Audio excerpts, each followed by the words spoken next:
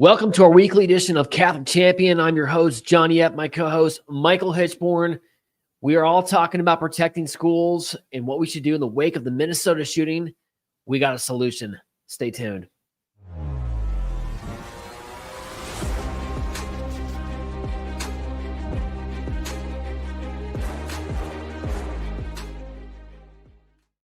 It's only been 24 hours. Yes, we had a special edition yesterday of the Catholic Champion Show with Dr. Taylor Marshall. Totally invite you to go watch that. We were promoting his book, Christian Patriot, 12 Ways to Make This Nation One Nation Under God. Awesome show. And but now we have a regular weekly edition. Michael, did you have a chance to read or check out Taylor's book? No, I haven't seen it yet.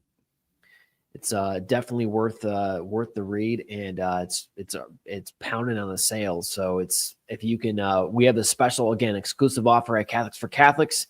If you make a one-time donation of $50 to us on the link below, you will get a free signed copy of the book.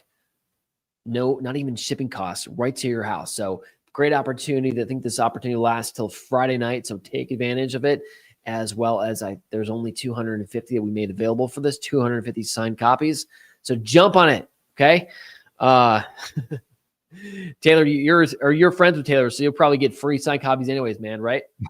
I'm looking forward to it. You'll pull the connections there. So, okay, so we got a situation going on. We all know that the Minnesota shooting, happened a week ago. What is it, a week and a half ago? It was a week ago, yeah.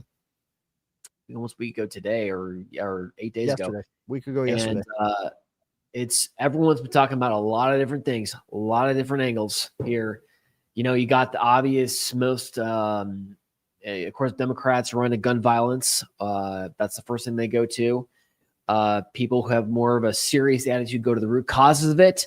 And of course, it brings open the whole issue of the transgender agenda. Experimentation on our kids. Okay, what's caused that? Considering the last 8 shootings or so have been caused by individuals who have considered themselves as trans or bi or whatever that is, right? Definitely confuse people. So there's that angle to it. And then there's the angle for just the most basic thing about how are we going to protect our schools, right? I mean, that's kind of like, at least for me, I'm taking away this element. How are we going to protect our school and churches? I mean, is that fair to say, Michael? I think it's absolutely fair to say. I mean, the fact of the matter is, as we look at the situation, what we see is an increased sense of violence being perpetrated against the Catholic Church and against Catholic institutions, including schools. So yeah, we definitely have to look for ways to protect our children, to protect the faithful. That's kind of a given at this point. So kind of our style here at Catholics for Catholics, we don't just talk about it, people, right? We're looking for solutions. There's good news. We don't have all of the amazing ideas. Other people out there do. And B, we got the person who created that idea about how to specifically defend our churches and school. He's had a great initiative apostolate, and we're going to bring him onto the show. So let's bring in our local friend, Brian Eaton. Okay. As he comes in. What's up, Brian? How you doing, John? Michael, good to see you. Yeah. Brian is a local here, based here out of Phoenix. I got to know Brian relatively well. We have obviously mutual friends, and we hired your company to protect us at some of our events in the past here that we've done at Catholics for Catholics. You guys have just a professional job at that, top notch. And you have law enforcement and military experience. So your idea that you came up with, and I want everyone to really listen to this, okay, and share this video, okay, and get it to people, because we need to be talking about this whole theme about in the wake of the shooting. How do we protect our churches? How do we protect our schools? Okay, we talked about last week, and we'll throw up a chart later, that there are now 500 different instances of churches that have been attacked in the United States since 2020. Catholic churches, okay? So there's the reality going on, and then you add to this the school shooting. It's a hot topic specifically for Christians and Catholics. So that's where Brian comes in, and you're really a God-given idea. You started a group called the St. Joseph Porters. Tell us about that group. What do they do, and what caused you to start this group? Thanks, John. I appreciate the opportunity to share our ministry. So the Porters of St. Joseph, we founded it in 2020. If you remember, that was a little bit of a crazy year, a lot of stuff going on. The parish I was attending at the time is located near the state capitol here in Arizona. And you can imagine every type of political reason someone would be upset. They were down there at the state capitol expressing that. And it wasn't a good situation for our parish. We would have the parish people get stuck inside the parish. Police would come in, set up a cordon around the whole area, and it was creating lots of issues from people attending mass. To give a little bit of history, there was 2 priests that were assaulted by a mentally ill man at that parish almost a decade ago, a little over a decade ago now. One of them, God rest his soul, was killed in that exchange. So for us, church security was already on our minds before this terror attack last week.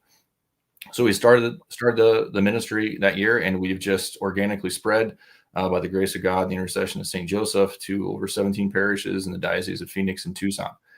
We have about 300 volunteers that are out keeping their parish community safe on the weekends and during children's ministry time. That's incredible. So in 5 years, roughly, when did it actually, you said 2020 is at the start date? Okay. Yeah, fall of 20, right during that whole summer of love is when we started keeping our parish safe, and we were a multi-parish ministry by the end of that year. And people have to keep in mind the context also just of the Phoenix Diocese. I think you mentioned it. There was that shooting of that priest. We had one of our priests killed. Was it 2014 roughly? Yeah, around there. So if somebody just walked in the rectory and basically shot that dear priest, it was before I came here, but it's fresh in our minds of the locals. And then you add to that, like you said, the summer of love, where there was just a lot of blatant attacks and a lot of unrest. Okay. So you guys in 5 years are covering 17 parishes, 300 volunteers. I'm happy to say that I go to church every week. And there they are. We pull up to the parking lot, and those gentlemen are standing there strong and proud. It's an incredibly reassuring sign. So tell us, okay, so you call a ministry, right? Why is it a ministry? Yes. Well, it's a men's ministry first and foremost. We recognize that the primary battle is a spiritual battle. So we've incorporated prayer and fasting into what we do. We have 31 intentions for every day of the month. That we have members of our ministry are praying or fasting for certain intentions of the church or society. So, for example, the 17th of every month, I fast for the mentally ill. If it happens to be a major feast day or a Sunday, then we'll offer additional prayers instead. We also are rolling out a small group where men can start learning using Formed to start learning more about their Catholic faith. And more about their vocation as husband, father, or husband or father to be, grandfather, and so on. That's awesome. So it's not just physical protection, but you guys you're using it as a real tool to bring men together in faith and action, which I think is just the perfect thing for guys. And okay, so what if I'm 300 volunteers? And what does it look like if I want to just sign up and become a member of this group? So if your parish already has a chapter of the Porters at it, it's really easy. You can just reach out to the captain at your parish, and he can get you onboarded. If you do not have, if you're in the Diocese of Phoenix or Tucson, also pretty easy to get started. You can reach out to us on our website. And if you happen to be in a different diocese, we just specifically designed this ministry so it can be transplanted to any state. Any parish, any diocese, obviously with the support of the parish priest and the bishop. But we're here to help expand. We think that's important. So you guys do Yes. work in conjunction, obviously, with the diocese. They give their approbation of it, and then you work with local pastor, correct? Correct. Yeah. All of our members, because of the inherent liability involved in a safety and security team at a parish, they all serve at the leisure of the priest. And any one of them can be removed at any time if they're not acting in a current way and the proper way. And then, of course, we've received the permission of our bishop to do our ministerial work within his diocese. That's awesome. Okay, so what do you, if you're a Catholic, I'm trying to think this out. Like, if a guy who's interested and wants to become part of this, he approaches his captain. Like, what happens at a particular parish on a weekend mass, what do they do? What do you train them to do physically also? Sure. Well, all of our members receive training on initial training, which is similar to the state requirement to be a security guard. They've also received active shooter response training, first aid, CPR, AED, verbal de-escalation. And then our training regiment, conducted by our training team, we go out and we test their security plan by running scenarios that kind of trying to find the holes in the plan, as well as increase their understanding on how to make it better, how to improve as individuals, and just always constantly improving their plan through our training. As far as when they're out serving, we don't want to give away all of our secrets, but it's important to have layered levels of security. Like if you're at a parish where you don't have the porters, just getting together a group of men that are simply being aware, they're paying attention to what's going on. They're keeping an eye on the parking lot. We know from statistics that 80% of all church and school shootings start in parking lots. This last terror attack seems to originate in a parking lot. And so it's really important that we have eyes and ears out there, which are the people that have been training being the operable warriors. They understand their state law, their diocesan policy, that can stop that threat or prevent it from reaching the church or the school where the innocents are. And then we have different porters spread around any parish campus to watch out for possible threats and welcome people that are supposed to be there. So we're there manning the doors, watching the inside, keeping an eye on the parking lot. And then a number of our parishes that have the K through 8 schools, very often that they'll be there for the school mass to help, bring the kids from the school to the mass, to the church, to the parish, and be there during the mass, and then bring them back as well. That's always extremely comforting. Again, when first thing you do, we ride to our parish, and parking lot. Yeah, there have been break-ins there at that particular place, I believe. So you see these guys, it's like 120 degrees heat, and they're just standing there patrolling with their earpieces in. It's a real it's a sign of comfort, obviously, but it's also, I think, in its own way, it's catechetical, because it's a reminder to everyone entering the parking lot that you're about to do something sacred. You are entering the sacred, holy of holy mass, where you're gathering as a community, and this merits protection. And I think it's the first touch that these people have when coming into that Catholic church. So it's awesome. Are they armed? Well, I'm not going to say. We'll let someone who wants to have a bad day show up and find out. Got it. So I see that you're located, or at least according to your website, you're located in Phoenix and in Tucson, the dioceses of Phoenix and Tucson. Do you have any other locations, or if somebody was in a different diocese and wanted to start a Porters of St. Joseph organization within their diocese, how would they go about doing that? And how would you help them set it up? Absolutely. So they'd reach out to us on our website. We would work with them to see what the interest at their parish level was, to see if their priest was interested. And then we'd work with their diocese the same we worked with the Diocese of Phoenix and Tucson, to make sure that everything we're doing is within state law as well as diocesan guidance. We've been very blessed that both of our dioceses, Bishop Dolan, Bishop Weisenberger, before he promoted to Detroit, Bishop Ernest Olmsted, they've all been very supportive, and we've worked well with them in being able to set this up in those two dioceses. And you guys don't charge a parish, correct? Or do you, or how does that work? The pastor, our training require, it costs money to make sure that we have competent, qualified trainers coming out to do the work that they're doing. So we kind of leave it up to the parish on whether they want to just pay that out of pocket. We also are a nonprofit, so we can raise those funds. So if there's a parish that maybe doesn't have the financial means to pay for that, we can raise funds that way. So we can make sure that those parishes are covered as well. But let me just tell you, if you're going to pay for anything at a parish, the most obvious thing is physical protection of your institution, right? That's your first duty, almost as a pastor leading the church, right? Is to protect it, right? So it's almost like a no-brainer cost, right? It seems to me like it's a natural.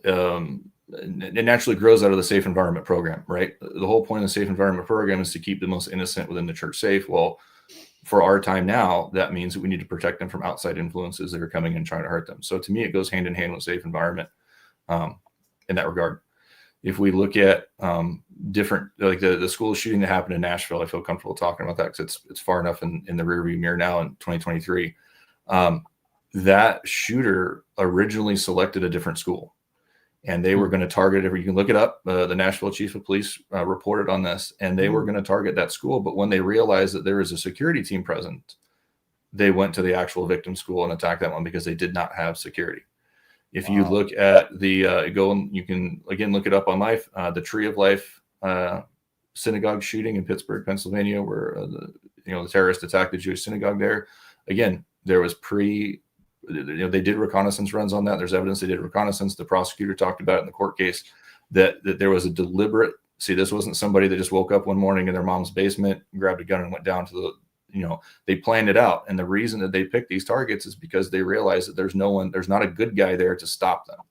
And so that's what the porters are, is that we're the good guys there to protect our wives, our children, our grandmothers, our grandfathers, the infirm, the elderly that cannot protect themselves. And so that's what this is. This is a call to Catholic masculinity for these men to give them, and a lot of times the volunteers, they're guys that have never been involved in church life before. And here they're given this ability to act out on their God-given masculinity and say, this is something that I feel proud to be a part of, that I can hang my hat on this. And my kids will look up to me, and my wife looks up to me because I'm doing something important to keep my parish community safe. And so having that presence there so that any would-be attacker is going to take their business somewhere else, not to one of our parishes, because they're not going to get away with it. How often do your members meet? So as far as for training, we train on a quarterly basis. Some of the teams, they will train more often than that on their own, things like that. But quarterly basis. What about this whole school dimension? Have you been approached to help out at schools? So yes, different dioceses have reached out about schools. Like I said, a number of our teams are already, if they have a K through 8 and they have the volunteers available, they will be there at least for the school mass. It's always a time to worry about when you're taking a large number of kids and you're putting them all in one spot, and then you're walking them like ducks in a row from one place to another. If I was a bad guy, that would be something that I would look at. So we definitely have guys there to watch out for that, and to then be there during the school mass while the kids are there. As far as like schools in general, I highly recommend that they look into hiring. The absolute best solution is always an off-duty police officer, not just because of their training, because of that radio they have, and that radio is going to get the cavalry there a lot faster than a phone call to 911 would. But that's expensive, especially nowadays. There's not enough cops. There's not enough cops to work off duty. So they need to start looking at, armed security. I mean, I can say with my background, I would not feel comfortable with my child being in school that did not have armed security that could stop a threat to keep my children safe when I'm not there. It's almost obvious, again, in the context of Minnesota. It was a school and a school mass, right? And like you said, these people plan out their path, right? And they observe. So it's essential that this happens. Do you have a testimony at all, or one of your favorite stories from one of these men about things you've seen in these past few years? I mean, we had, if you remember the attack of the that Eastern Rite bishop in Australia, there's some guy rushed and stabbed in the eyeball, something like that. We did a training similar to that where we prepared our teams for it, and it was like maybe a week later after that at our cathedral, there was some guy that, sure enough, tried to rush the altar when the bishop was up on the altar, using the training that we provided to our team. They were a fantastic team at the cathedral. They were able to intercept him and get him out of the church building before any harm was done to anyone. So that's a great example of some of the things we've done. We've also had, some people that are mentally ill, and they entered the church and they tried to disrupt the mass using our de-escalation techniques. Our porters were able to remove them from the church without causing harm or disrupting the mass further. And on a spiritual note, I mean, I've never really thought much, in my career about interacting with mentally ill, but since I've been fasting for that particular intention, I've noticed, this, I give all the good credit to God on this, is I seem to be able to deal with them in a more productive way than I ever did before. Another great example is one of the fathers shared a picture his daughter had colored of St. Joseph when she was at school, and on it she wrote, "My dad is St. Joseph." And it was so powerful to him that here's this young father with his young daughter, who, when she sees St. Joseph now, she sees her own dad, because he is being that terror of demons. He is being that pillar of families, and he is the protector of the Holy Church. It's incredible. And I'm sure just the men themselves too. It's primer also for their faith. Maybe some of these guys aren't even absolutely that, right? A lot of our guys, we keep hearing the same thing from them, that, you know, some ministries, they'll go directly for the spiritual first. For us, we go for the physical first, right? If we can get a guy to show up and he starts serving on that team, I mean, this guy could have been falling away, never received all of his sacraments, you know, in an irregular marriage, something like that. And, you know, within a month to a year, next thing you know, this guy's sitting in adoration for an hour a week. You know, he's gotten all of his sacraments. He solved his marriage problems. There's one particular I can think of that, but there's a lot of them. So our ministerial work is real. It's not just, you know, security teams. This is about growing closer to God through St. Joseph, through his intercessions in our ministry. You know, in a world that attacks the innocent children as you are defending currently, I think that one of the greatest attacks that we're seeing now is really against men, fathers in particular, and masculinity on the whole, because the demon and the demonic forces among the, well, let's call it the LGBT community and amongst the far left, they don't want that masculinity, because that masculinity is what will defend the innocent that they are trying to attack or trying to subvert or trying to collect within themselves. So I fully and completely laud everything that you're doing. And I think that there is a great void that is being filled by this ministry. And I applaud you for it. Thank you, Michael. Appreciate it. Relationship with law enforcement. I'm sure, like, as a law enforcement person you have experience with, from your point of view, they have to probably love that there are these groups that are well-trained, well-formed, and cooperating with the local police, right? Is that correct? Cooperating with local law enforcement is very important. You know, we encourage all of our parishes to reach out to, you know, the on-duty sergeant who's there on a Sunday during the day or Saturday evening, and have his squad come out, you know, do a walk through the parish. Don't let the day that you have an emergency be the first time that squad of officers has shown up to your parish. Have them be there, open it up, let them come in for coffee, let them sit there and do paperwork, you know, in your parking lot, and let them know exactly what your parish looks like, the layout, let them walk through it, you know. So if they're showing up, you know, in an emergency to help, you know, God forbid that's not their first time through in there. They've met you guys in your team. They know how they identify themselves, because we would never want to have one of our team members injured accidentally by a law enforcement officer because he didn't, you know, identify himself properly. I was traveling in a different state, just another angle on this, a few weeks ago, and saw a very famous person, well-known in politics, sitting there in the back. And what I noticed about him was the whole mass, the poor guy was really fidgety, looking back, right? Obviously, this guy has a target on his head. Okay. And it really just hit me too. Like, if anything, like, we all talk about, we want to bring our VIPs back to God because they're the leaders and want to make sure that they're connected and they got access to the sacraments. That's all good.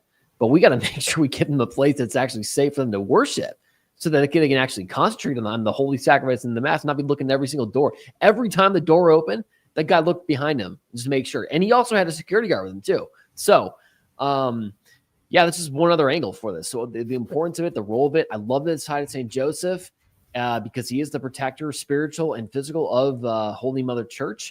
It's a great ministry. And final comments, Brian, about this and what we can do as a Catholic community to come and help you with this. We are a nonprofit. So like I said, if you go to our webpage, we appreciate every donation that anyone makes. Especially after the terror attack last week, we've received hundreds and hundreds of individuals, priests, deacons, even members of, diocesan curias from other dioceses are reaching out because they want, to protect their families as well, their parish community. It takes funding to do all that. And so anything you can do to help out, we would greatly appreciate it. That's portersofstjoseph.org. You just search Porters of St. Joseph on the internet. You should have it come up. Yeah, Brian, at the Lepanto Institute, as you know, one of the things that we do is we rate charitable organizations, and we put them out there, and we let people know this is a good and safe organization to donate to, and this one is not. But what I would really like for you to do is reach out to me, send me an email, and Absolutely. we will be more than happy to put the Porters of St. Joseph up on our charity reports list as a safe organization. That would be thank you, Michael. Thank you very Yep. much. We appreciate that. That's what it's about. We got to be helping each other out. This is new age we're in.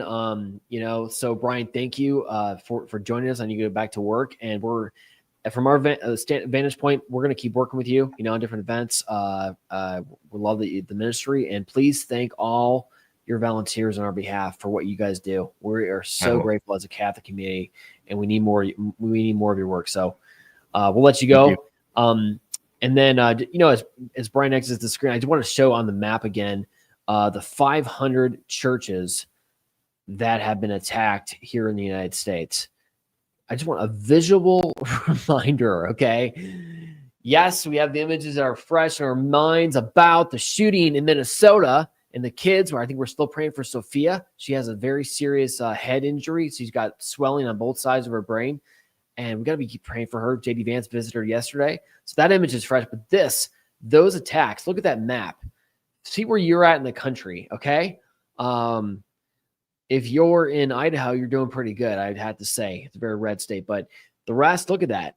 This is not just a one-off here and there. It's pretty regular, and of course, it's very concerning, the lack of prosecution, people that have been held accountable for these attacks. So the threat is real. This is not just us screaming that the house is on fire when it's not. We need these people. We need this ministry, and it's awesome to see that. Okay, so we talked about physical protection of the churches. We gave you a solution. The Porters of Joseph, the link will be below. You can also go on Lepanto. Michael, you said you're going to put that up on your site. That's good. We are as well. This is a very simple way to get this ministry out and protect our churches, okay? The physical protection. Let's shift over to the spiritual protection of our churches, okay? Because what's the gospel quote? Fear those, not so much who can take the body, but fear those who can take the soul, okay? Mm-hmm. All right? And it seems to me we have our souls attacked. Both are important, obviously. Both are very important. But there's another danger. In fact, you can almost say that the physical boundary crossing that happened, the attack in Minnesota, happened because the spiritual thing was let down. The spiritual guard was let down. What do I mean by that? We've caved in the trans issue, okay?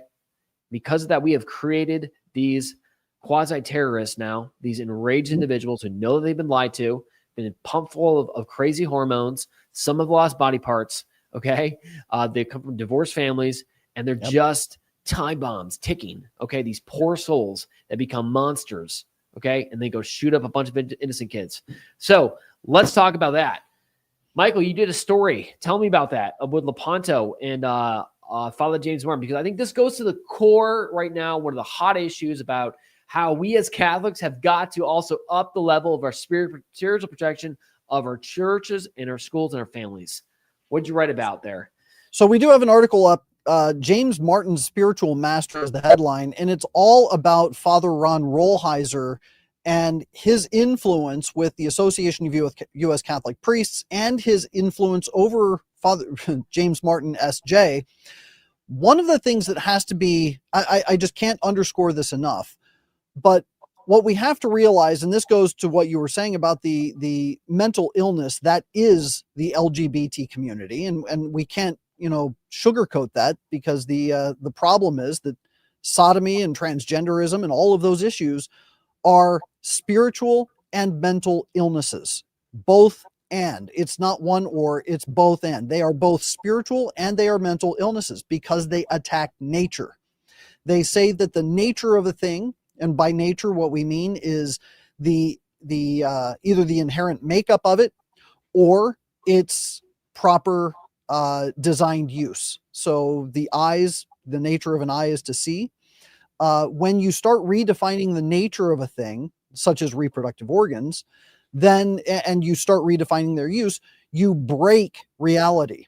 You break it in the mind, you break it in the soul. And and in the church, we call that a mortal sin.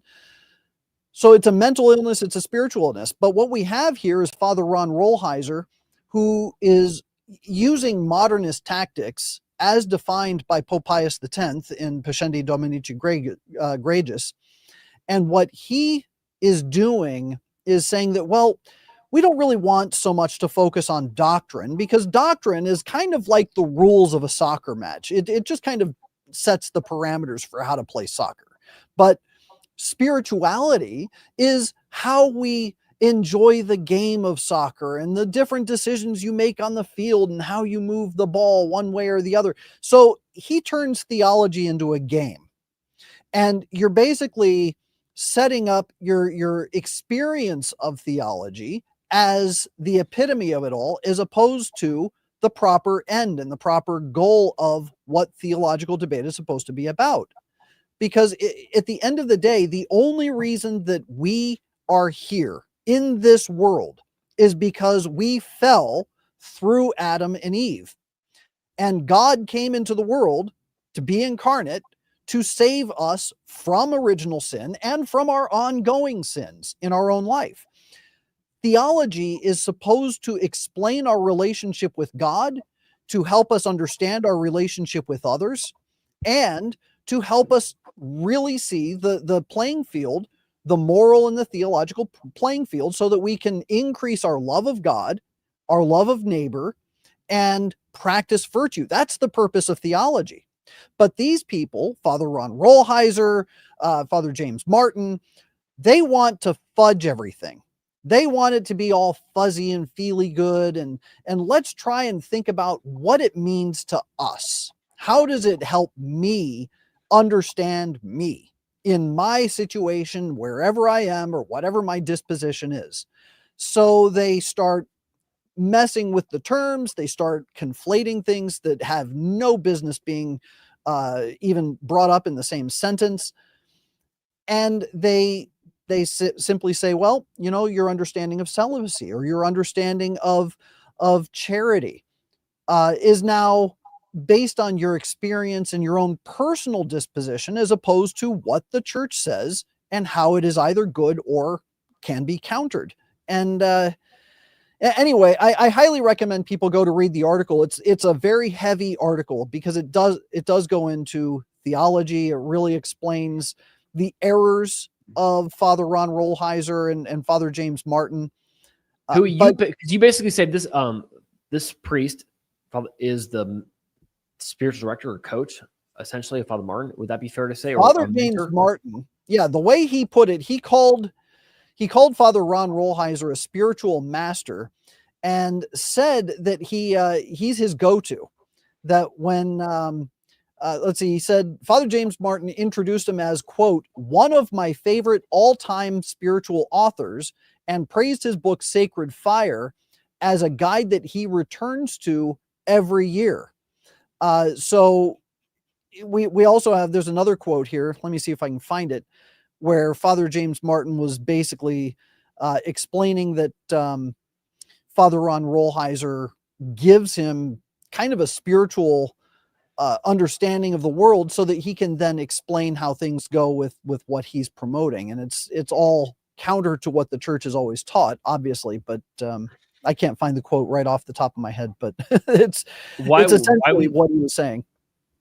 Yeah, why we started with this. Okay. Why is this pertinent to now? Why does this have to do with protecting our churches and protecting our schools? Okay, I wanted to, before I enter the main point, is to show who is deeper Father Martin. Okay, we've heard his name probably a million times.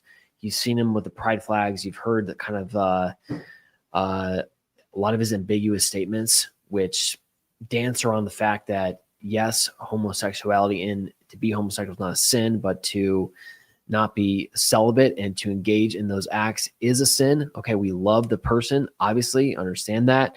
It's very clear in the catechism, but there's that dancing around it, and there's that basically weaponized ambiguity and obfuscation of Catholic doctrine to present this that it's really okay, without really ever hearing a call to conversion, a call to try to see what you can do is identify what is a mental illness, start to help this individual to bring them back.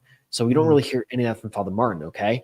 And there's people have done really good summaries just on everything that Father Martin has said in the past, with his LGBT workshops and all that stuff. Right. Okay. That's the context. Now, what we saw really just cut to the core for a lot of us Catholics the other day is when we woke up on Labor Day, and we're going to show this picture and this message that we wrote here at Catholics for Catholics when we saw the message. Father James Martin had an audience with Pope Leo. Okay, now there's debate about whether how long in advance it was, how far back did it go, or was it planned or not planned. Honestly, for me, that's kind of beside the point, okay? Because let's just say whatever, it maybe just came up last week or 3 months ago. The optics is what Father Martin said about it, okay? Can we just pull it up so I can read that, make it bigger? Father Martin had a statement where he basically came out and said that Pope Leo is in the style of Pope Francis, and everything is going to continue on as we had under Francis. And we all know that under Francis there was a lot of confusion with this whole issue. And it was did a lot of damage and wound. And it kind of culminated in Fiducia Supplicans when Pope Francis approved the blessing of same-sex unions, in a non-liturgical sense, whatever that means, which basically amounts to a tacit approbation from the church. People took it like that. Okay. So it was a scandal. Okay. And so when Father Martin meets with Pope Leo, and the only statement that we get from this is from Father Martin, and there's no statement from the Vatican, and there's a photo op. Okay. It's shocking, right? I'm sure we put a statement out. I'm going to read it here. That just got a lot of views and a lot of comments from people. We said, "Dear Holy Father, the Catholic world in America is reeling from a great tragedy where just last week, a young man who identified as a woman opened fire upon innocent kids while they were at Holy Mass. The blood of the dead and wounded children still stain the pews of Annunciation Catholic Church. The shooting is one more example of another gender-confused individual acting out his demonic anger upon society. In light of this, allowing yourself to meet and be photographed with a priest who has caused grave scandal to the faithful precisely for its constant promotion of the alphabet culture that led to this man's shooting, cut your sheep to the core. Regardless of what was said during the meeting, and since there is no official Vatican statement on the subject matter of this private audience, we, your spiritual children, are left in confusion and pain.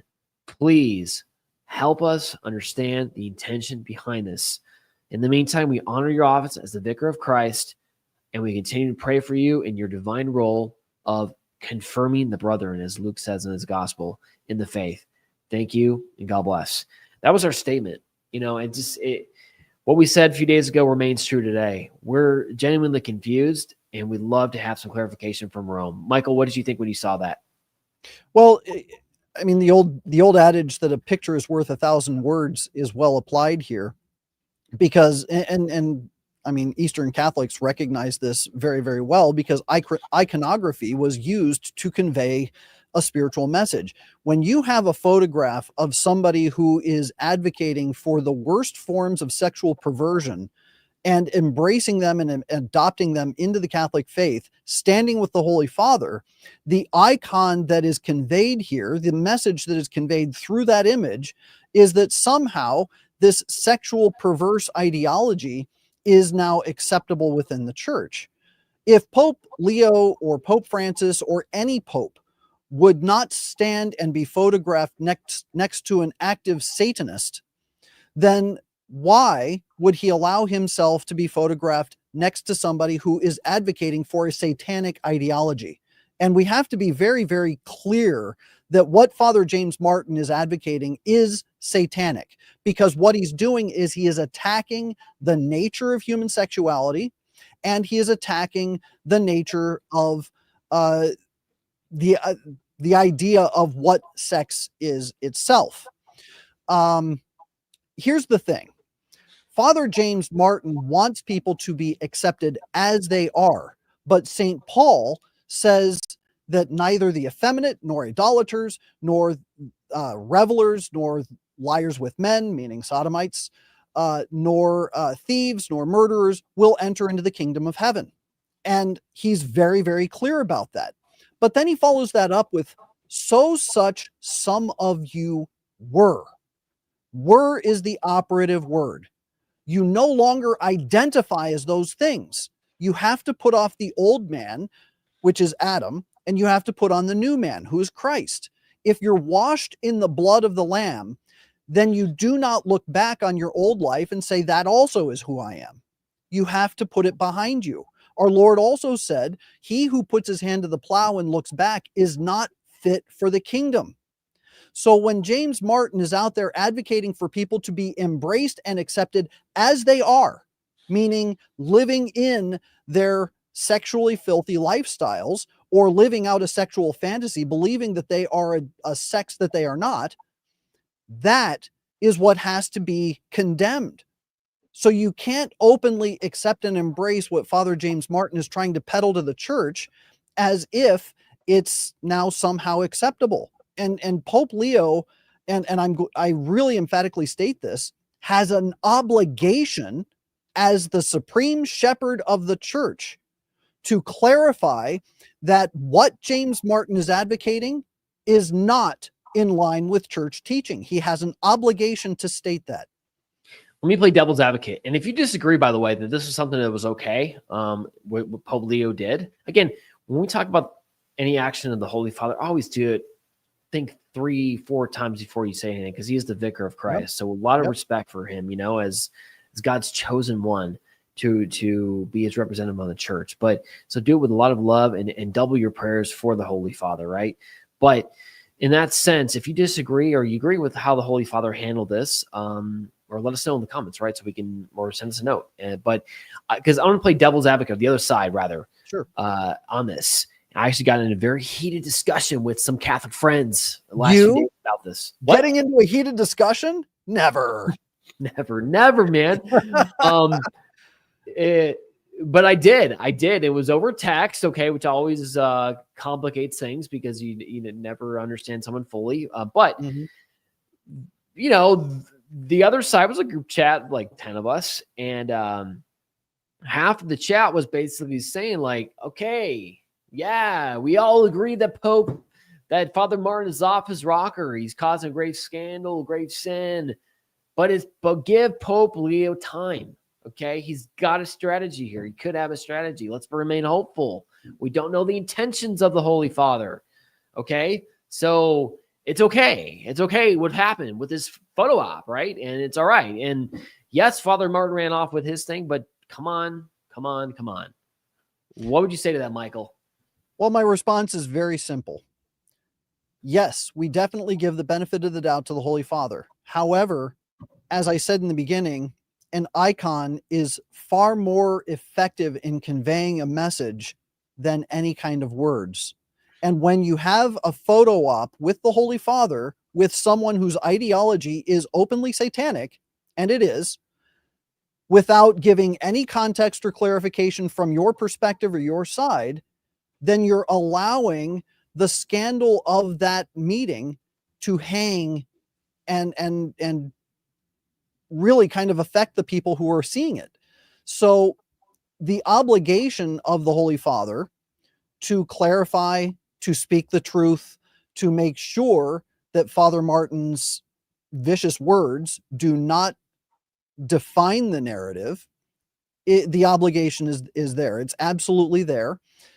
But from my perspective, from the perspective of those of us in the pews, we're not judging the Holy Father for this meeting or for what he says or doesn't say.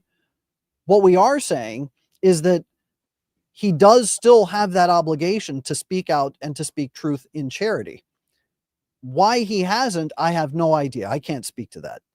Or said even more like succinctly, we don't know the intentions of the Holy Father. We don't. Right. Okay.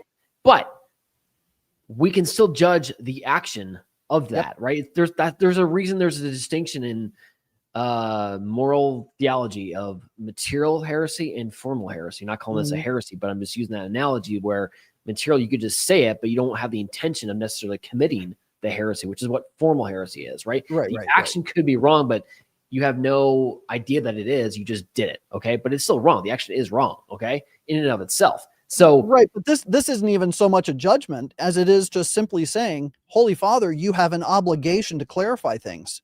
This man kicked up a lot of dust, and it's hard to see the truth because you have not shown us the light, and we really need you to show us the light. And okay, we said we don't know the intention of the Holy Father. At the same time, it would be pretty hard to believe that they didn't know that this was going to happen. Okay.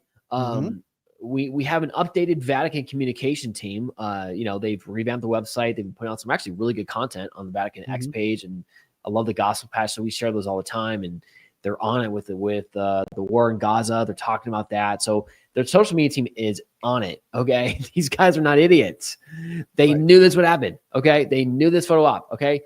You could say, well, yeah, he's got to meet with everybody. Okay. Maybe, but at the same time, he could do what Pope Benedict did when Nancy Pelosi ran over there for a photo op. Guess what happened? Pope Benedict said, no photo with me. Right. Well, me, Yeah. You don't get that photo. I know it's what you want. You ain't getting it. Okay. Right. So that could have been done. Also, hello, let's just say that, oh my gosh, he met with us and he ran off with this statement. I told him not to do that. And he does it anyways. What would be a logical thing from my point of view and point of view of many people? Release a counter statement, correcting him. Happens in politics all the time. Yep. Two heads of state meet. One side says this. The other side says, no, that's not what we said. Okay. Right. Yep. Yeah, no, you're right. And punching further a little bit on this home, this is not just, it doesn't seem like it. The good father calling the prodigal son in to meet, and that's it. And he's just the prodigal son off on his own thing, to his own ministry. He's still on the Vatican dicastery for communications. He has an official role at the Vatican. Right. Okay. I.e., it's an endorsement of what he's doing. Okay. Yep. Right.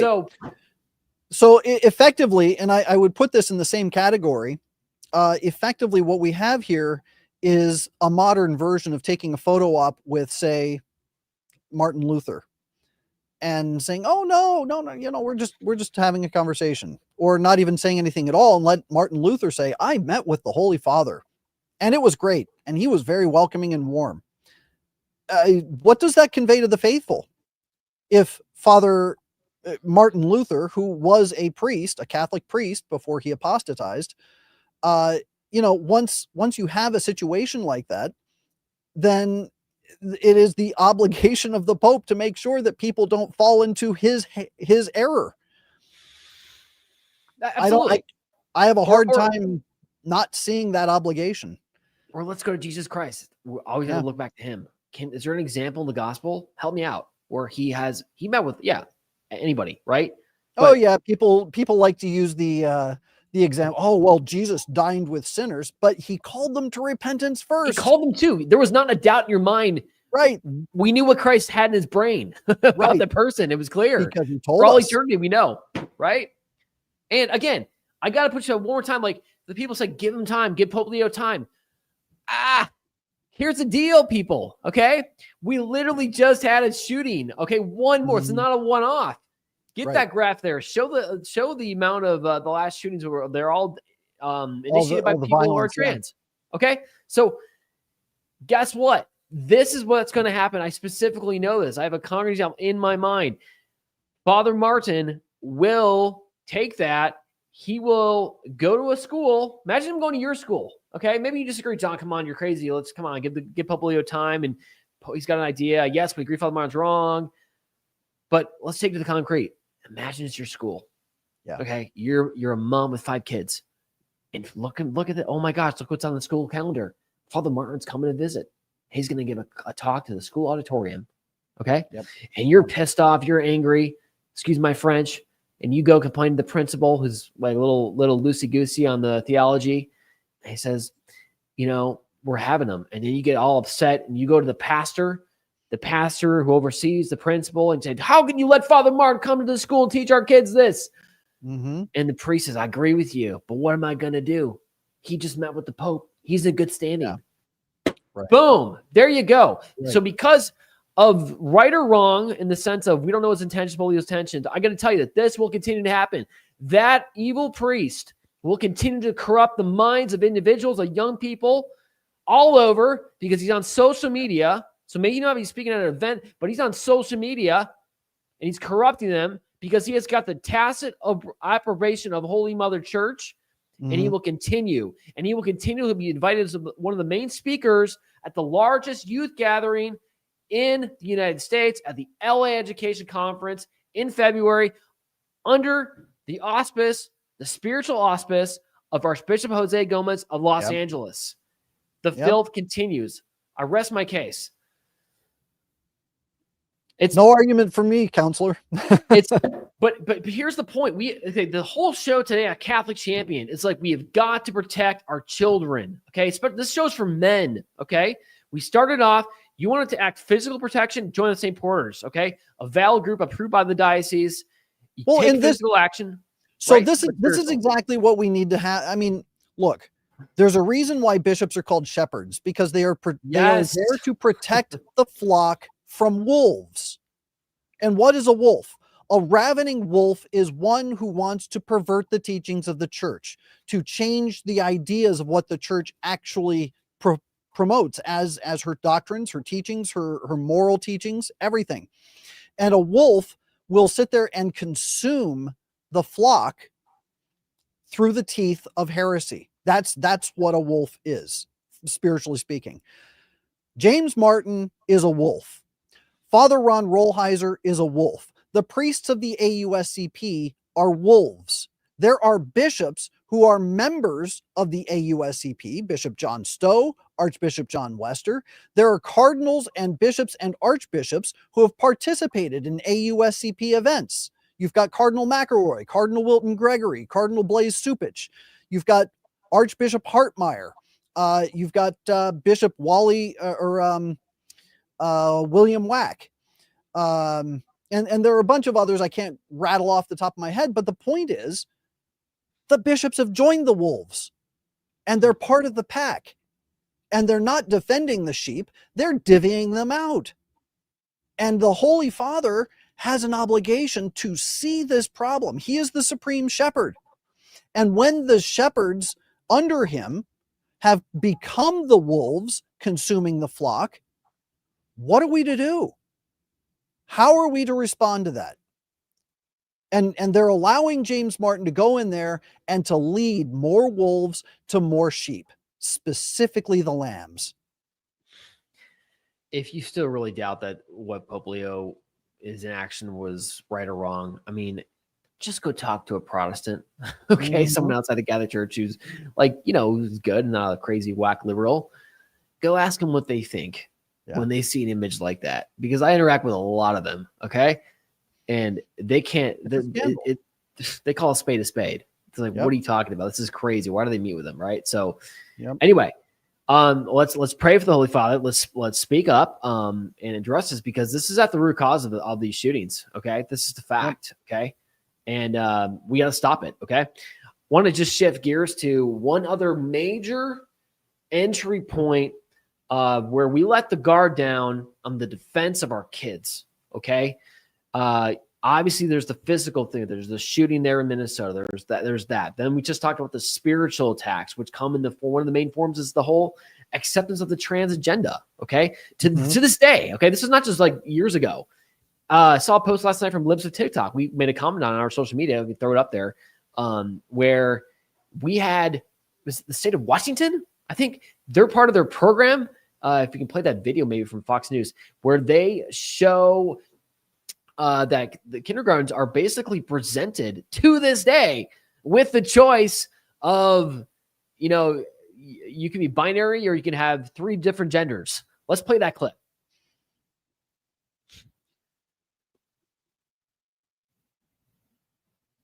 We're going to try to get in a second, but anyway. Oh, there it's got it. Okay. There's no audio, but you can see it right there. Washington State, kindergarten sex ed objective. Kids can identify their own gender and name at least 3 gender identities. Key message: some people are boys, some people are girls, some people are both, and some people are neither. Oh my Insanity, people. Okay. Okay. That's that. That's the spiritual side we talked about. And the church doesn't help. The church would be the number one bulwark against this. But when we allow people like Father X Martin, ain't gonna move the needle. Okay, in the right direction. Another way, the last way, where in the recent years we really let the guard down. It's coming out again. I'm so glad it's come to light. Elections matter, by the way, is because of the work of Robert Kennedy Jr. Yep. God bless that man. Okay. And the fact that there are about 1,000 CDC employees, which are resigning in the last week in protest of Father Robert Kennedy, that's a good thing. It's a great bellwether sign. Here's the article from the NBC News. Health Secretary RFK heads to Capitol Hill for testimony. He's in hot water, everyone. Why?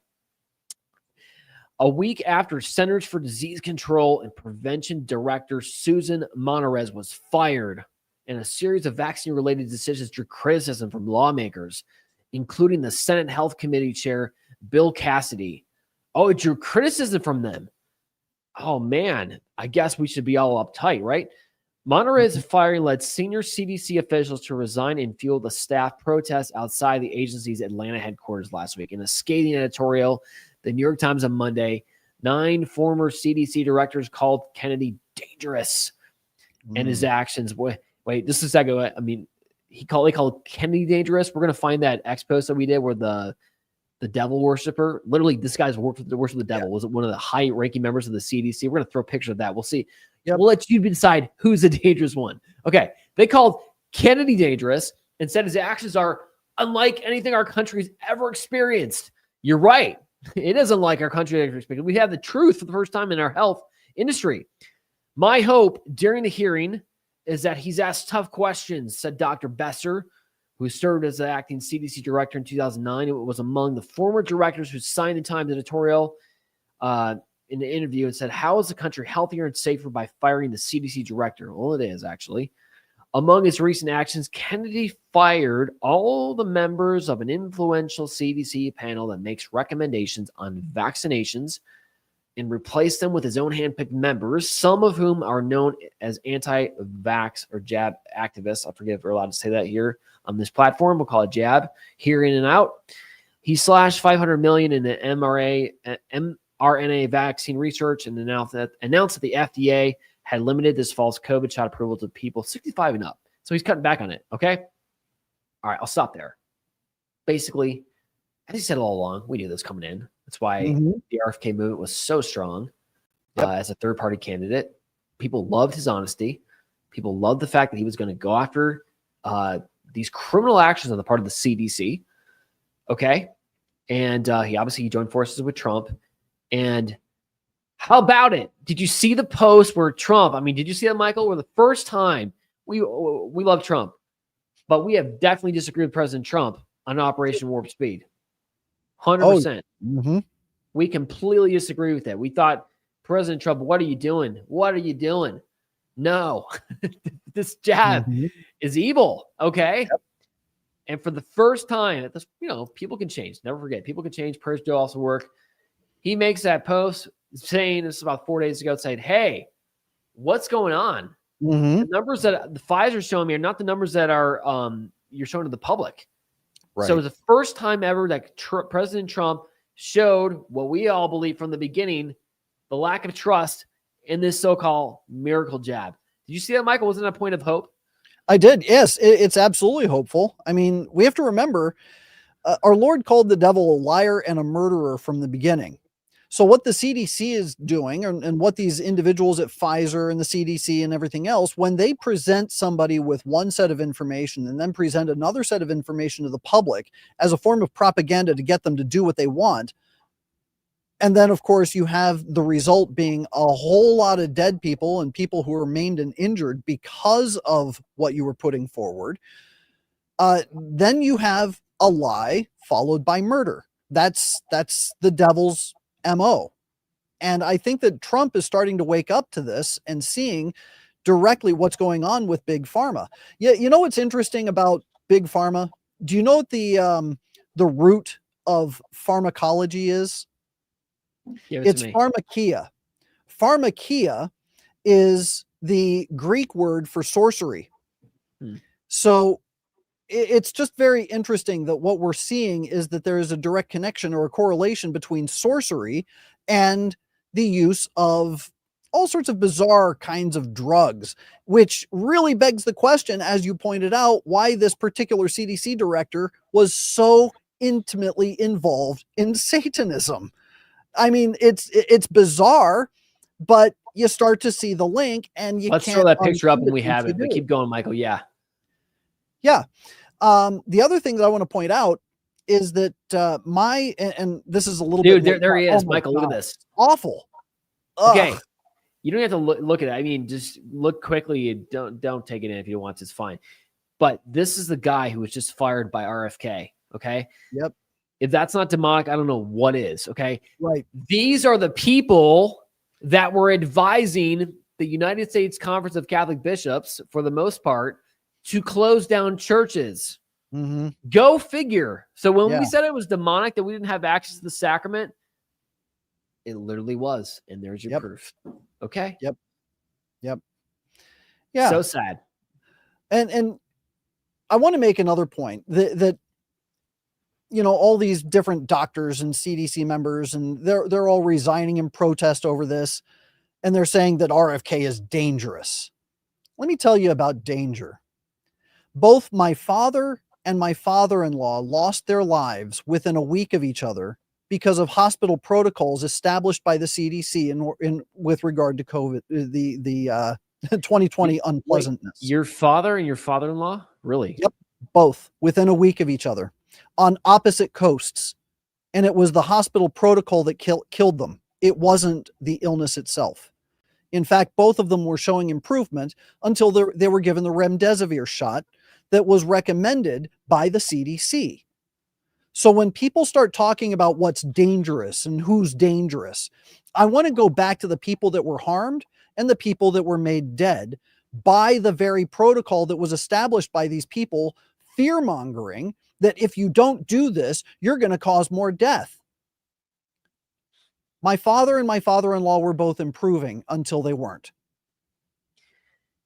We cannot forget. Okay, we all make mistakes in life. Every one of us does, and God help us. God help me to, if I make a public mistake, to have the humility to apologize, especially given it depends on the gravity of it, of what I've done, because that's important for healing. Okay, and we bring this up because we sincerely would love an apology from the bishop, not just kind of like just shove it in their faces or whoever, but I do believe that it will give the healing that this body of Christ needs. The Catholic faith will very much remember from stories of yours, Michael, and from others, of what, for the most part, a lot of our leaders played into this. Okay, they jumped, they pushed it for different reasons, maybe financial. I don't know. Maybe some got marketing promos for this. I don't know. That'd be maybe far-fetched, but it'd be interesting to see. Because our church did play a role. They really pushed that vaccine absolutely hard. And even when people wanted religious exemptions from it, they were not given that. Well, let's play that video. It's a little hard to watch. Dios y el trabajo de muchos. Hoy tenemos vacunas para protegernos del COVID-19. Ellas traen esperanza para acabar la pandemia, pero solo si están disponibles para todos y si colaboramos unos con otros. La terrible pandemia del coronavirus ha causado enfermedad, muerte y sufrimiento al mundo entero. Que Dios nos conceda la gracia de afrontarla con la fuerza de la fe, asegurando que las vacunas estén disponibles para todos, para que todos podamos vacunarnos. A medida que preparamos un futuro mejor como comunidad global interconectada, queremos brindar esperanza a todos sin exclusión. Del norte al sur de América, apoyamos la vacunación para todos. Aún tenemos mucho por aprender sobre este virus. Pero una cosa es segura, las vacunas autorizadas funcionan y están aquí para salvar vidas. Son clave para un camino de sanação personal e universal. Os esforços heróicos dos profissionais da saúde they came out hard and strong in the promotion of that, and with just saying it just like that, with such assuredness that they save lives. They're effective. They're not. Okay, we all know that now. Can we just get to the cut to the chase here? What is the role of a bishop? The salvation of souls, drawing souls to Christ through repentance and belief in the gospel. That is the role of a bishop. Why are they pushing for an unproved, untested, unscientific jab? For what? How does this have anything to do with salvation? What they were doing was giving moral authority to a secular authority for the promotion of something that was completely mundane. That's what they were doing. Now, the other thing I want to point out, all of this is in Spanish. Why? Why was it all in Spanish? Who were they targeting here? They say they're out there to help the poor. They were targeting the poor. And just like Caritas Internationalis, just like Catholic Relief Services, they target the poor. That's their money ticket. And that's why they did it. They talk about the poor. They talk a big game about the poor. But they use the poor as a political football so that they can get the cash that they want. Makes me sick. It should make you sick. There's, again, if even if they made it in good faith, some of them made it in good faith. They really thought it, which I really don't understand how you thought like that. I mean, there were other bishops that just said, like, look, okay, I'm not really sure you can take it, but I'm not going to say you have like they just said, a moral responsibility to take it. Did you hear that soft piano music? Yeah, it was propaganda. But all the more reason, now that there's so much research out there, get on a camera now and say, we're sorry. And also, maybe you should think twice before you get your 6th booster. Okay, because RFK said this on an interview, I want to say with Bill, help me out, Bill something, people will tell me. Okay, Bill he did the interview. What's Bill Maher? That's exactly, Bill Maher. He had 2 stats, which were drop dead. It was awesome.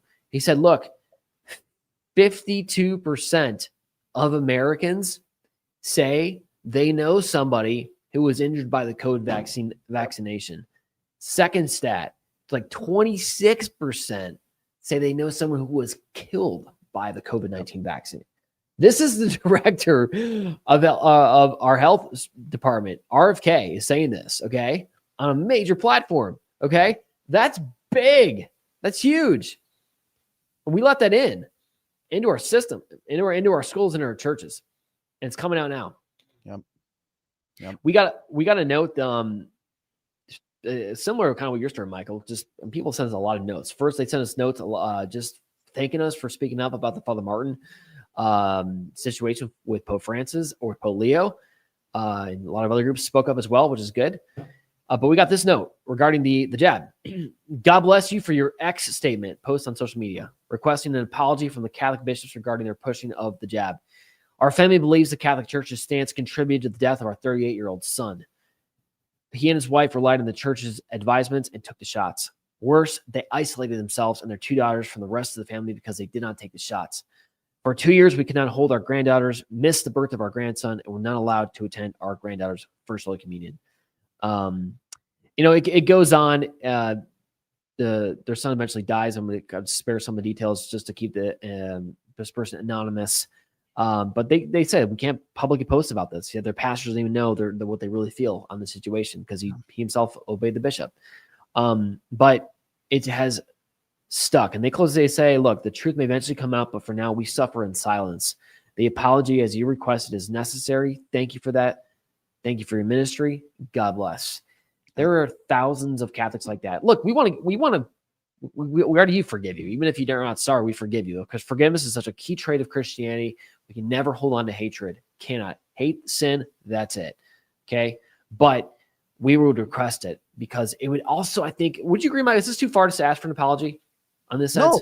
No, I think it's not only appropriate, it's just. Mm-hmm. It is just. And I always use the example of St. John Paul II, who in the Jubilee year 2000 came out and apologized some of the actions of the church, right, over the past the centuries, different things that People the in the church church. has done.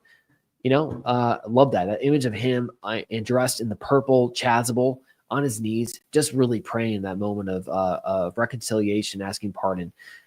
It's good. It's a healthy thing. We need that, right, for the church to be the light that it needs to be in this world. Final thoughts, Michael, as we wrap up this show. Well, I think we pretty much covered everything. The real issue here is that the church exists for the salvation of souls, not to propagate some sort of propaganda or profit margin in the hands of oligarchs that are trying to control things. Our shepherds need to be shepherds to protect our children and the faithful from those wolves that are trying to manipulate and consume the faithful in the pews. So the priests and the bishops, I hope they're listening, and I hope they do stand up and recognize that at some point they will be judged on whether or not they defended the faithful and the faith from the powers and the powers that be within the world that are trying to destroy those within the pews. This has been a show about protection. Okay, so specifically geared toward men who have that call following St. Joseph to be protectors of their family, first and foremost, and then the society around them. Physical protectors and spiritual protectors. Physical, we covered the St. Joseph Porters. Again, recommend that group. Join it. Spread the word out to your clergy, to your pastors, so that they can have their churches protected. But then spiritual protection of our own soul, obviously, first and foremost, state of grace. But then the spiritual protection of our children, okay, and what they're hearing in our schools, whether it's the trans agenda or whether it's something that comes at us our way again with something like the jab, right? Got to protect our people. That's a civilization is judged by how we protect our children. # release the Epstein files. Okay. Well, that's getting off topic. Maybe we'll cover that next week. There's that, kudos to the work being done there. We got to bring it to light.